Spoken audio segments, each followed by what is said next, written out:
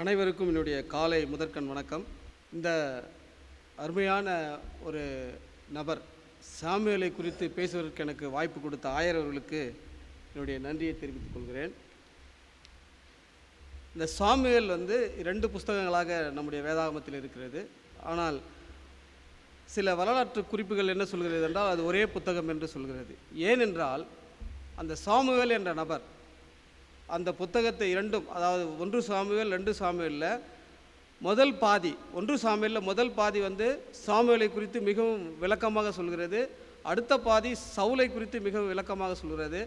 2 Samuel முழுக்க முழுக்க தாவீது அரசரை குறித்து அழகாக விளக்கமாக சொல்கிறது. இதனுடைய பின்னணி என்ன என்று கேட்டால், இது ஒரு எபிரேய பாஷையில் எழுதப்பட்ட ஒரு சத்தியம். இதை எழுதியவர் இன்னும் தெரியவில்லை. நான் பல குறிப்புகளை தேடி பார்த்தேன். அதை எழுதியவர் யாருக்கும் தெரியவில்லை. ஆனால் இந்த புத்தகத்தை தொகுத்தவர் சாமுவேலாக இருக்கலாம் என்று ஒரு ஆய்வு சொல்கிறது. இது ஒரு தீர்க்கதரிசியாகிய அந்த சாமுவேல் ஒரு வரலாற்று சிறப்பு மிக்க இந்த புத்தகத்திலே குறிப்பிடப்படுகிறார். காரணம் என்னவென்றால், இது ஜட்ஜஸ், அதாவது நியாயாதிபதிகளிலிருந்து அரசர்களுக்கு மாற்றம் செய்யப்பட்ட ஒரு காலம், அதாவது டிரான்சிஷன் பீரியட்னு சொல்கிறாங்க ஆங்கிலத்தில். இதனுடைய காலம் சில குறிப்புகளில் கிறிஸ்துவுக்கு முன் 12ஆம் நூற்றாண்டு முதல் 1049 வரை என்று சொல்கிறது. வேறொரு குறிப்பு என்ன சொல்கிறது, 10ஆம் நூற்றாண்டு முதல் 930 என்று சொல்கிறது. ஏறக்குறைய இந்த ஒரு நூற்றாண்டு காலம் இந்த டிரான்சிஷன் பீரியட் நடந்து கொண்டிருக்கிறது. அதில் முக்கிய பங்கு வகித்தவர் சாமுவேல். இதில் இருக்கிற முக்கிய தலைவர்கள் யார் என்றால், ஆசாரியன் ஆகிய ஏலி, சாமுவேல் ஆகிய தீர்க்கதரிசி, சவுல் ராஜா மற்றும் தாவீது ராஜா. இந்த 2 ராஜாக்களையும் இவர் தான் அபிஷேகம் பண்ணுறார். ஆகவே தான் இந்த புத்தகத்திற்கு ஒரே புத்தகமாக இது வர்ணிக்கப்படுகிறது.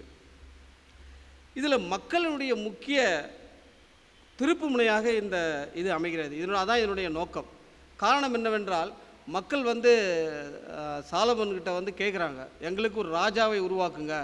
இதுக்கு முன்னாடி நியாயாதிபதிகள்லே வந்தீங்க, இப்போது ராஜாவை உருவாக்குனா அவங்க எங்களுக்காக பரிந்து பேசுவதற்கு வசதியாக இருக்கும் அப்படின்னு சொல்லிட்டு இவர்கள் மக்களை தொடர்ந்து துன்புறுத்தி கொண்டு இருக்கவே அவர் என்ன பண்ணாருன்னா, மிகவும் ஜபத்தோடும் கர்த்தரிடத்தில் வேண்டுதல் செய்தார். இதற்கு முன்பு பார்த்தா சாமுவேல் என்பவர் அவருடைய கதை நமக்கு தெரியும். ஏலி தாத்தாவுடைய கதை, சாமுவேல் கதை, எப்படி சாமுவேல் வளர்க்கப்பட்டார் என்பது எல்லாம் நமக்கு சண்டே கிளாஸில் படிச்சிருப்போம். ஆகவே நான் அதை டச் பண்ணல. இப்போ முக்கியமாக சாமுவேல் ஒரு முக்கியமான நபராக இருந்து இந்த நியாயாதிபதிகளிலிருந்து ராஜாக்கள் வரை இந்த இடைப்பட்ட காலங்களில் மிகவும் நேர்த்தியாக இந்த இஸ்ரவேல் மக்களை வழிநடத்தினார் என்று குறிப்பிடப்படுகிறது. அவர் இந்த United Kingdom of Israel under Saul அப்படி என்ற ஒரு நிலைக்கு கொண்டு வரும் அளவுக்கு இந்த இஸ்ரவேல் மக்களை வழிநடத்தி இஸ்ரவேலுக்கு ஒரு அருமையான ராஜாவை உருவாக்கியிருக்கிறார். இதில் சவுலை பற்றி ஒரு சின்ன குறிப்பு என்ன சொல்லுதுன்னா, அதாவது சவுல் ஒரு தெரிந்து கொள்ளப்பட்ட பாத்திரம், மிகவும் அழகானவன், நேர்த்தியானவன், மிகவும் உயரமானவன், பராக்கிரமசாலி என்று எல்லாம் சொல்லப்படுகிறது. அதே போல் வாலிபனாகிய தாவீதை குறித்தும் அருமையாக சொல்லப்பட்டிருக்கிறது. மிகவும் அழகுள்ளவன், அபிஷேகம் பண்ணப்பட்டவன், அதாவது அழகிய கண்களை உடையவன், சிவந்த மேனியை உடையவன், ஒரு சிறுவனாக இருந்தாலும் கூட கூழாங்கல்லின் மூலமாக கோலியாத்தை வென்றவன் என்று மிகவும் அழகாய் சித்தரிக்க. அப்படிப்பட்ட நபர்களை தெரிந்தெடுத்தாலும் சவுலினுடைய தேவையற்ற காரணங்களால் அவருடைய பின்மாற்றத்தின் விளைவாக அவன் அரச பதவியை இழந்தான் என்று வேதம் இங்கே சொல்லுகிறது. இந்த மூன்றாவது ஒரு கண்ணோட்டம், இதனுடைய புஸ்தகத்தில் ஒரு முக்கியமான கண்ணோட்டம் என்றால், ஒரு 3 தேசிய தலைவர்களை குறித்து மிகவும் அருமையாக சித்தரிக்கப்பட்டுள்ளது. ஆகவே சாமுவேல் ஒரு தெய்வபக்தி நிறைந்தவராகவும் மக்களால் பெரிதும் மதிக்கப்படத்தக்கவராகவும், சிறு வயது முதல் தேவனை சேவித்து தேவனுக்கு கீழ்ப்படிந்து தேவனுடைய ஆளுகைக்குட்பட்டு ஏலியானவர்களால் வளர்க்கப்பட்டு வந்த மகன் என்பதனால் கடவுள் ஏலியை விட சாமுவேலிடம் பேசுகிறார் என்று வேதம் சொல்கிறது. ஏலியை குறித்த சில தீர்க்க தரிசனங்களும் கூட சாமுவேல் மூலமாக தீர்க்க தரிசனமாக உரைக்கப்பட்டது என்று வேதம் சொல்கிறது. கர்த்தர் முகமுகமாய் அநேக தருணங்களில் அநேக சமயங்களில் சாமுவேலிடம் பேசியதினால் சாமுவேல் ஒரு முக்கியமான பாத்திரமாக இதிலே கருதப்படுகிறார். பல காரியங்களை சாமுவேலுக்கு அவர் வெளிப்படுத்தியிருக்கிறார். அதாவது ஏலியினுடைய மகன்களை குறித்து கூட சாமுவேலுக்கு தான் கர்த்தர் வெளிப்படுத்தியிருக்கிறார் என்று வேதம் சொல்கிறது. இந்த புத்தகத்தினுடைய சிறப்பு ஒரு 6 முக்கிய அம்சங்களாக நான் வாசித்து அறிந்தேன். இந்த சாமுவேல் என்பவர் எப்படி இந்த நியாயாதிபதிகளிலிருந்து அரசர்களுக்கு எப்படி இதை மாற்றுவது என்று சிந்தித்து கொண்டிருக்கும்போது ஒரு 6 காரியங்களை அவர் சிந்திக்கிறார். அதில் how the king of Israel should be, எப்படி ஒரு இஸ்ரவேலுக்கு ராஜா இருக்க வேண்டும், எப்படின்னா அவர் ஒரு மனிதன் இருக்கிறான்னா அவன் தேவன் தான் இந்த நாட்டை அரசாளுகிறார், நாமல்ல என்ற ஒரு எண்ணம் முதலில் வர வேண்டும். அப்படி என்ற ஒரு சிந்தனையை கொண்டு சவுலையும் தாவீதையும் உருவாக்கியிருக்கிறார். அதே நேரத்தில் தேவனுக்கு பயப்படுகிற பயத்தில் முக்கியமாக இருக்க வேண்டும். அப்படிப்பட்ட அரசனானவன் ஆசாரியர்களுக்கு ஒப்புமையாக இருக்கப்பட வேண்டும், மதிக்கப்படத்தக்கவனாக இருக்க வேண்டும். You should be equal to priest அப்படின்னு சொல்கிறாரு.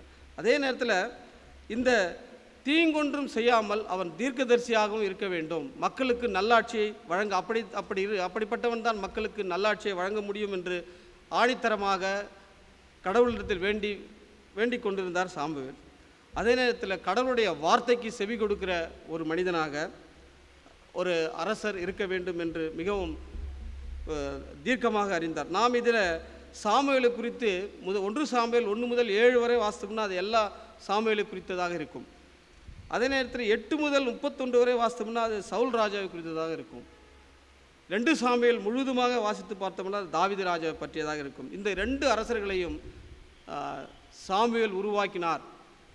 மிகவும் முதல் கிங் ஆஃப் இஸ்ரேல் தி சால் அப்படின்ற வேதம் சொல்கிறது. ஆனால் இந்த நியாயாதிபதியில் கடைசி நியாயாதிபதியாக சாமுவேல் இருந்திருக்கிறார். சாமுவேல் தேவன் பேசுகிற பிள்ளையாண்டவனாக இருந்திருக்கிறார். ஒவ்வொரு முறையும் சாமுவேலிடம் தேவன் அதிகமாய் பேசப்பட்டு வந்திருக்கிறார். இதில் ஒரு 5 வார்த்தைகள் இந்த பகுதியில் அடங்கியிருக்கிறது. அது இக்கபோத், மகிமை இல்லை, இஸ்ரவேலுக்கு மகிமை இல்லை என்ற ஒரு வார்த்தையும், எபனேசர், உதவி செய்கிறவர், கண்மலையிலிருந்து உதவி வரும் கண்மலையை நோக்கி பார்க்கிறேன் அப்படி என்ற ஒரு வார்த்தையும், இம்மட்டும் தேவன் உதவினார், ராஜா வாழ்க, சேனைகளின் கர்த்தர் என்ற இந்த 5 வதைகளும் முதலாக பழைய ஏற்பாட்டில் பயன்படுத்தப்பட்ட வார்த்தைகளாக இந்த சாமுவேலில் பதிவு செய்யப்பட்டுள்ளது.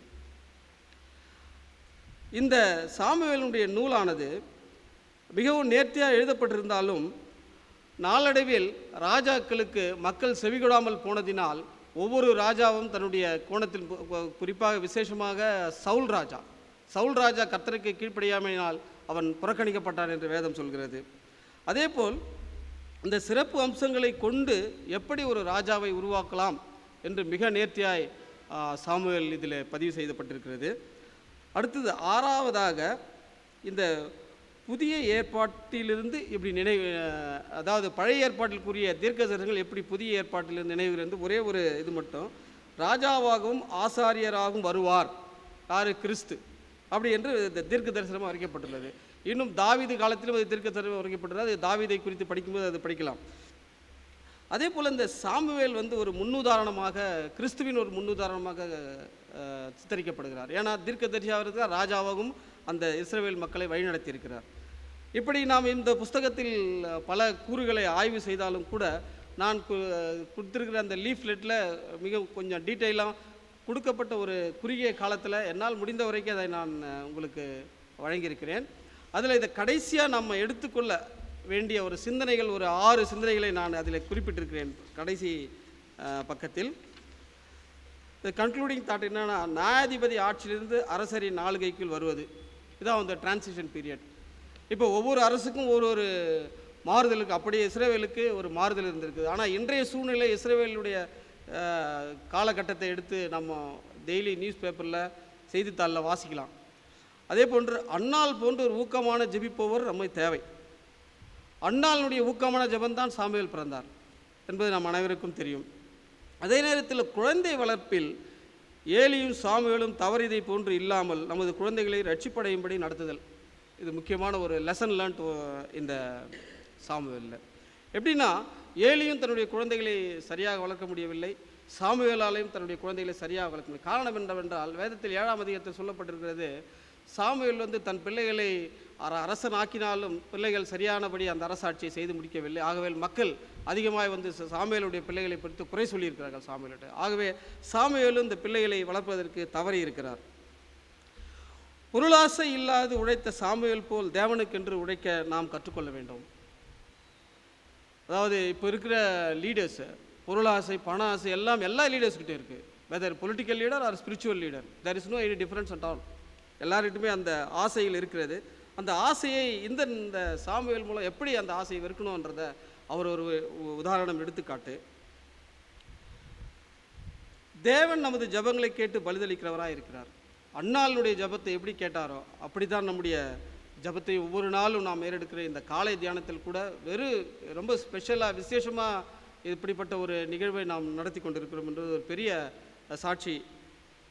அதே நேரத்தில் தமது ஊழியராக இருந்தால் கூட தவறிழைத்தால் தண்டனை அளிக்க கடவர் கர்த்தர்.